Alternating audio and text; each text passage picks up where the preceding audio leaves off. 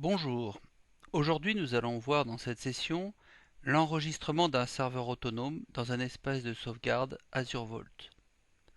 Sur le portail d'administration d'un compte Azure, dans la liste gauche, nous allons vers l'option Recovery Services, qui au passage est intitulée de la même manière que vous ayez choisi le français ou l'anglais en tant que langue d'affichage du portail Azure.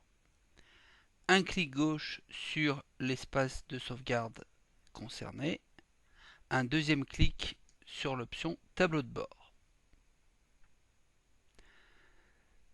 Tout d'abord une première remarque, cet écran vous donne une vue synthétique du nombre de serveurs enregistrés sur cet espace, des machines virtuelles Azure protégées par cet espace, et enfin un indicateur de la volumétrie consommée par cet espace.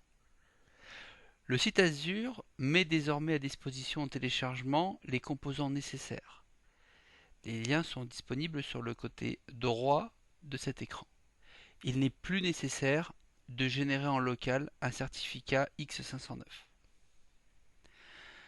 Dans les liens de droite, deux composants ont besoin d'être téléchargés, le programme marsinstaller.exe et le fichier d'identification du coffre. Pour les besoins de cette vidéo, les deux fichiers ont été préalablement téléchargés en local. Lançons l'installation et examinons les options présentes dans l'assistant.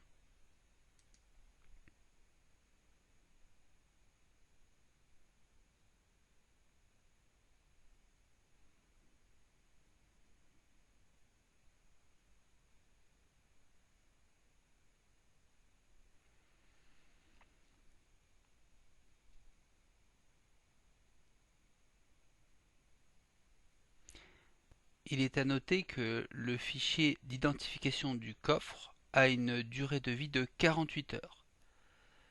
À l'expiration, il est nécessaire de retélécharger un nouveau fichier d'identification du coffre.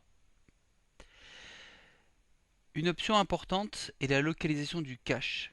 Le client Azure va gérer en local un cache qui doit pouvoir accueillir jusqu'à 5% de la volumétrie protégée sur ce serveur. Il est donc important de vérifier l'espace disponible à cet endroit. Il est possible aussi de spécifier un serveur proxy ainsi qu'un couple user mot de passe si le serveur protégé n'accède pas en sortie directe à Internet.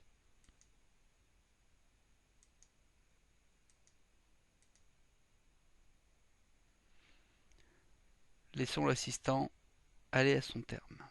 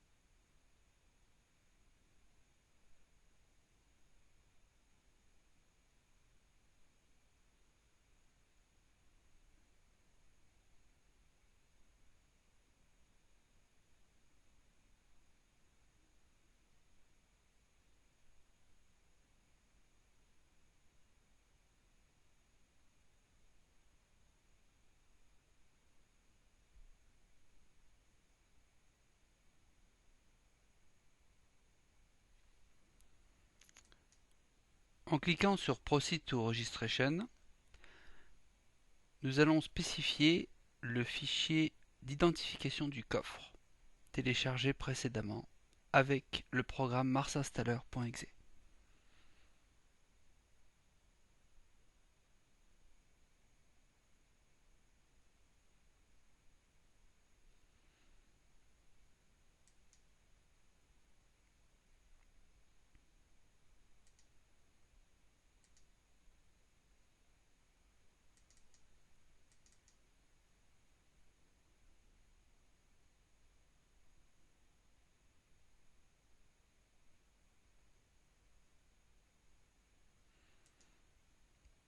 La souscription et l'espace de stockage ont été correctement détectés.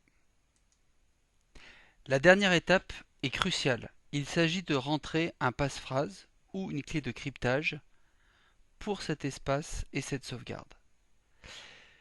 Cette passe-phrase va servir à crypter les données protégées. L'encryption se fera dès le serveur. Nous choisissons ici de générer une passe-phrase aléatoire et de sauver cette clé dans un fichier localement.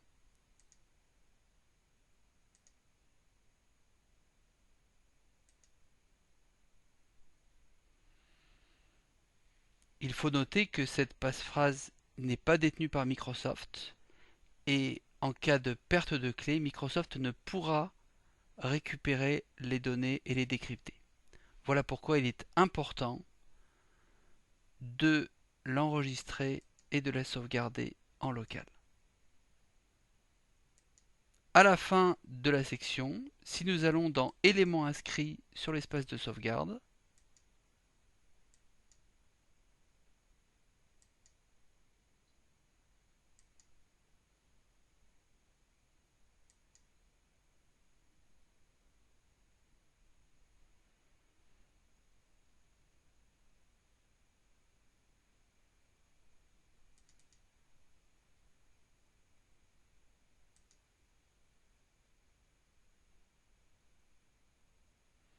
en sélectionnant en tant que type serveur Windows,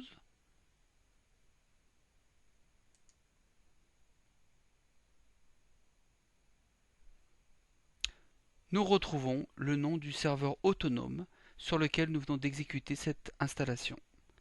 À partir de maintenant, ce serveur est prêt pour sauvegarder ces données dans Azure. Merci de votre attention.